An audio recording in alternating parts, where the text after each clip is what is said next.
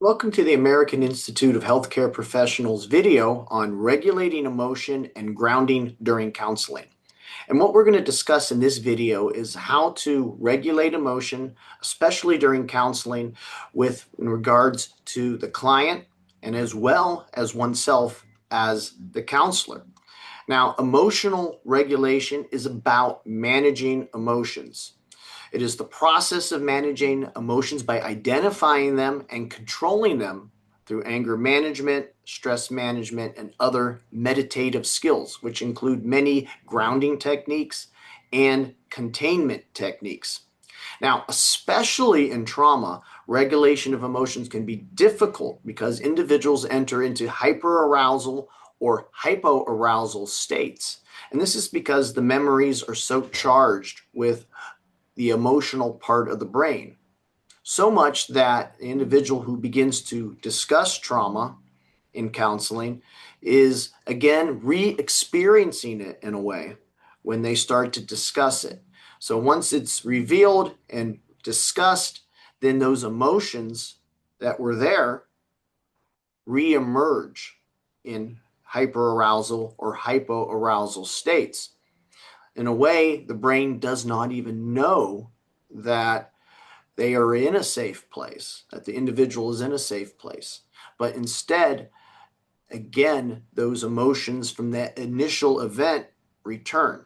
So it's very important for counselors to be co-regulators, co-regulators that give a secure and safe place so that individuals are able to manage their emotions and regulate them during the counseling session. With regulation comes a few things that are important. First of all, we need to understand the emotional state of the situation. We need to see what is going to possibly cause us to enter into a state of hyper or hypoarousal. And that's understanding triggers and also modifying our cognitive responses to emotionally charged situations. Through time, if we practice emotional regulation and teach our clients emotional regulation, the neuroplasticity of the brain can reform new neural pathways that are associated with those reactions. And the brain will respond as emotional, but will respond in a more intellectual way. And that's what we want to have occur ultimately with trauma survivors, to be able to open that window of tolerance, to extend it, and to maintain it. With that comes positive coping strategies that involve regulating our breathing itself, working on our mindfulness and our meditation, being able to ground ourselves cognitively through labeling, counting, maybe even through art therapy, through expression. All of these techniques help us throughout the process of better equipping ourselves to respond to those trauma responses of fight, flight, freeze, or fawn. Now, unfortunately, many individuals maladaptively react to these emotions that are tied to these memories. Through drugs, drinking, or risky behaviors, these individuals go down a darker path that doesn't teach them how to emotionally regulate. And because of that, they have far more problems with interpersonal relationships, professional careers, and their overall physical health. So positive emotional regulation is a key component to trauma-informed care. It's part of the healing process. And with it comes a list of anger management, stress management, grounding, and containment strategies to help individuals better regulate their emotion. Now, emotional tracking is a key concept in counseling. Emotional tracking is something that is done by the counselor to monitor the behavioral, cognitive, physical symptoms of the individual retelling the trauma event. And of course, with that trauma event can come certain states of being, whether it's hyperarousal or hypoarousal. Within hyperarousal, the client will experience more tension. Heart rate will increase. The body will leave the parasympathetic mode and enter into the sympathetic fight or flight mode. And with this becomes more anxiety, more irritability, more panic and rage, lack of ability to concentrate, and signs of hypervigilance. With this comes a person who is very unable to focus and discuss what happened with their trauma. So it's important for the counselor to be able to identify this and to utilize various regulation techniques that settle the individual in hyperarousal and to help them feel more safe and secure so that they're able to find a window of tolerance with those emotions and to be able to cognitively handle the emotional overload. Now, sometimes the individual will go into a hypoarousal, which is more associated with freeze, and it goes into the parasympathetic, a deeper state of that. And this is because the body sometimes not only activates, but it will shut down when faced with a life or death situation. And in these cases, the individual retelling the story could go into that same hypoarousal state that they were when the event occurred. They can display within counseling detachment, numbness, and they can be seen as withdrawn or lacking motivation. They may be slow to speak, and they may seem lethargic. They may zone out or be distracted. And of course, all of these symptoms have ramifications in the real world and how they interact with others, how they live life, how they're able to be social or not social. So being able to emotionally track hyperarousal and hypoarousal is very important because it tells us whether or not we need to activate the individual through various grounding techniques or if we need to settle the individual using various grounding techniques utilized for that.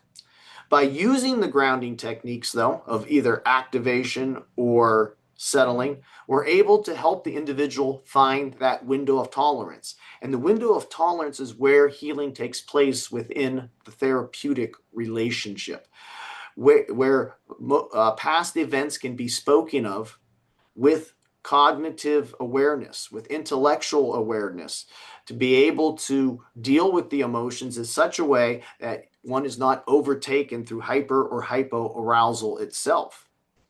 And within that window of tolerance, the person is then able to find some healing.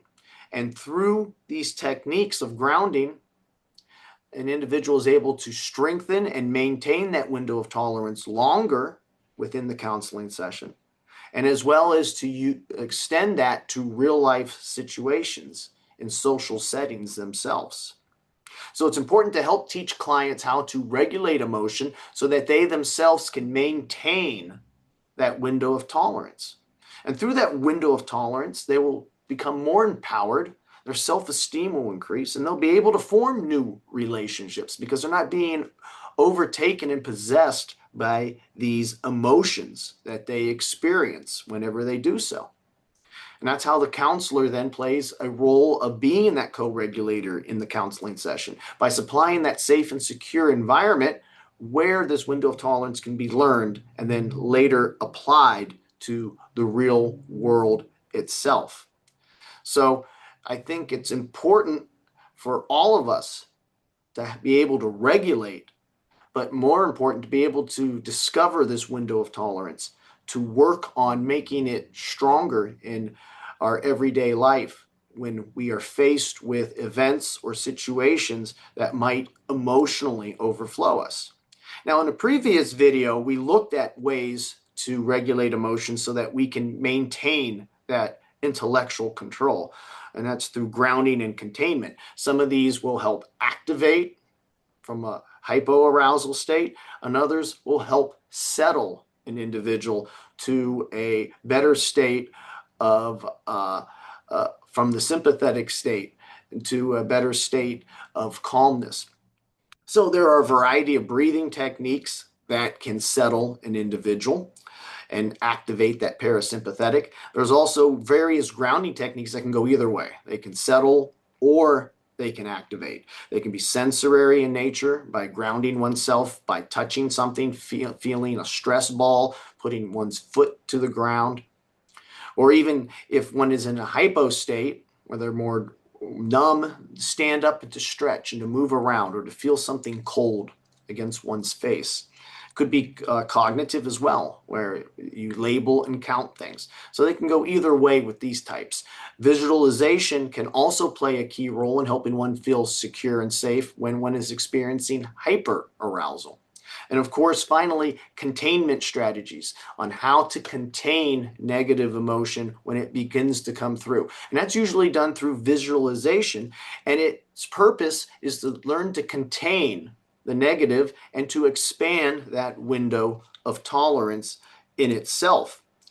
Now, through the counselor acting as a co-regulator, we can help clients expand that window of tolerance, and we can also help them be able to face those things. It's important, I note there, to also avoid re-traumatizing an individual, because individuals, when they go through, even in a window of tolerance, they can start to speak and very quickly begin to lose that window through re-traumatizing themselves by speaking about it. So that's something that a counselor during sessions needs to be guiding their client through as a co-regulator. But the key is to help the client feel comfortable, secure. And in working together as a team, the counselor can recommend various grounding techniques that can help the client find and maintain these types of windows of tolerance. Some of it is important because it needs to be asked. We can't, as counselors, force individuals to do certain techniques. So if we're working together as a team, it's a team effort within itself. So clients need to be asked if they would like to do this grounding technique. Because remember, many trauma survivors were abused and they had no autonomy, no control. So when we're working with these techniques as a team and we're guiding them and we're co-regulating them, it's important to help them through independence in some ways by allowing them to have a role in the plan, in the recovery itself. One other thing to remember as a counselor guiding an individual is that recovery from trauma is a marathon. It's not a sprint. It's not something that's going to be resolved in 1 or 2 or 3 sessions. It's going to take time. So it's going to involve celebrating the little things, understanding setbacks, and being patient, showing that type of unconditional positive regard. Now, unfortunately, regulation of emotions isn't just about the client, can also be about the counselor. And in many ways, the counselor can become vicariously affected through that trauma. So that's what we refer to as the term vicarious trauma, when the counselor experiences states of hyperarousal or hypoarousal during the discussion of someone else's trauma. And there's so many horrible stories that counselors hear that it's only natural to be disgusted or to feel negativity. In many ways, it is an absorption of our own vulnerability. And that's another term that is used that's closely tied to vicarious trauma. Absorption, the absorption of vulnerability that we have as counselors. So while we're trying to co-regulate, sometimes the emotions there are affecting us. And that term is referred to as reciprocal mobilization, where we can become irritated or enter into a state of hyperarousal or hypoarousal. We may also have our very own triggers or past traumas that affect us into entering into these states. So it's important for us to remain aware of our own, not just emotionally tracking our client, but to remain aware of our own self. If we enter into a state of hypoarousal or hyperarousal, we won't be able to communicate or actively listen or show empathy to the person. Instead, we'll be dealing with our own things. So we need to be able to discreetly diffuse the situation, to regulate ourselves. And it's whether it's through the same grounding techniques we discussed, through activation or settling. And we can do that discreetly sometimes by grabbing onto something, and like a stress ball, and squeezing it, or by asking for a simple break because you need a glass of water, or encouraging both parties to step up and maybe stretch. Because many times clients are going to irritate us. They might not listen to us. And despite all of our unconditional positive regard, we're going to have some dislike towards what they're doing. And it's going to maybe affect us in a certain way. And we're going to have to be able to discreetly do our breath work, or to cognitively count down, to be able to calm the situation. So counselors are human too, and I think that's important to remember. And counselors sometimes take on too much work. Sometimes they get too over involved. Their boundaries become blurred where they want to do too much. They get a savior complex, or they see themselves. So it's important to be able to understand that we too can be affected, and we too need to be able to regulate and identify vicarious trauma and this absorption of vulnerability absorption that can affect us negatively as well. We are the American Institute of Healthcare Professionals. We have a variety of healthcare certifications, as well as a trauma-informed care program. Below is our link. Our number is 330-652-7776, and our email is info@aihcp.org. And below is our Compton resource, Skills for Safeguarding. I'd like to thank you for listening, and have a good day.